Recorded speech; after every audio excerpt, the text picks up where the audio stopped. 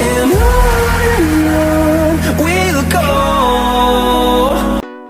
Сәлем достар, бүгін мен ерекше манты жасамақшымын. Ол үшін маған тұз, ұн және су қажет. Достар, бірінші ұнды қамырды аламыз. Қамырдың үстіне бір шөкім тұз саламыз. Содан кейін оның үстіне су құйып, яғни біз қамыр илейміз. Осы қамырды қазір илейміз.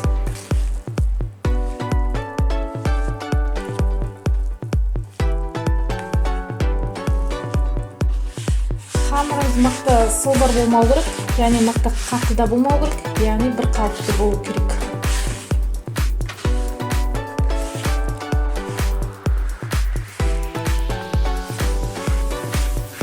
Суымыз мықты салқын болмау керек, яғни жылы су болу керек. Сол кезде қамыр бір қалыпты иленеді.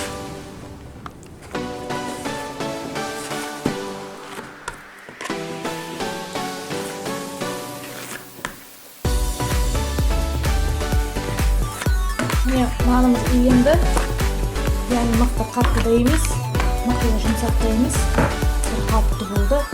Енді осы ұнды аламыз да ішіне қойып ұяңыз. Қамырымыз иленді. Енді осы қамырды алып, яғни дастарханның үстіне қоямыз. Содан кейін бетін жауып 5 минуттан кейін аламыз. Иленген қамырды 4 бөлікке бөлеміз. Яғни оның 3 бөлігін салып қоямыз ыдысқа, бір бөлігін астына ұн салып илейміз.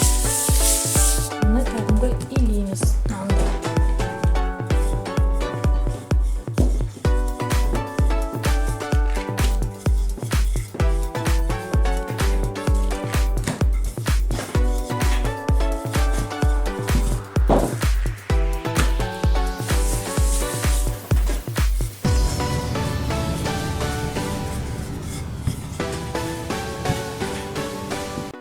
Қамырымыз иленгенше кастрөлге су қойып, оны ысытамыз, яғни қайнатамыз.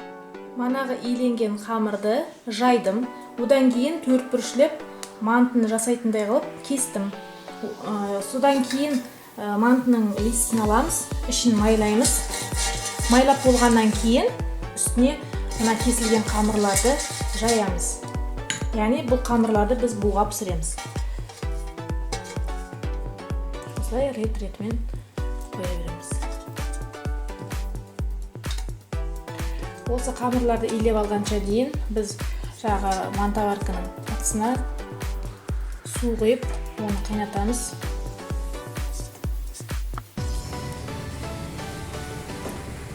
Қайнаған суға мантаваркадегі қамырымызды қоямыз.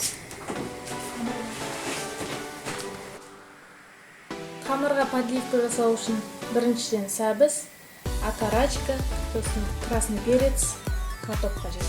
Картопты аламыз, екі бөлеміз, одан кейін оны жаңағы төртбұрышлеп, яғни подливканы осылай жасаймыз төртбұрышлеп.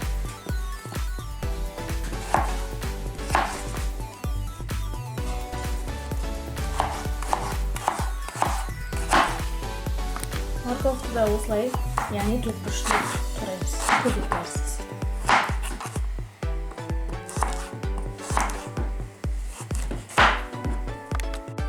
Қамырға қажетті подливканы, яғни осылай етіп турап, оны қуырамыз. Бірінші окорочканы, оның үстіне красный перец саламыз, одан кейін морковь, содан кейін картоп.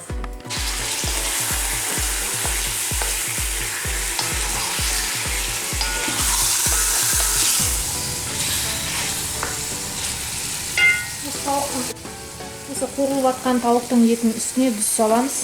Тұз салып араластырамыз. Яғни жақсылап тұрып қуырамыз.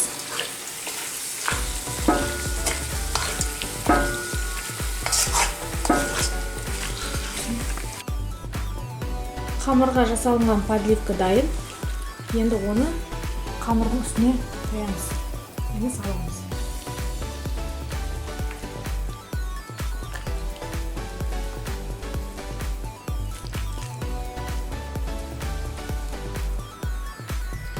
Енді үстіне дәмдеуішке салып болады, зелен.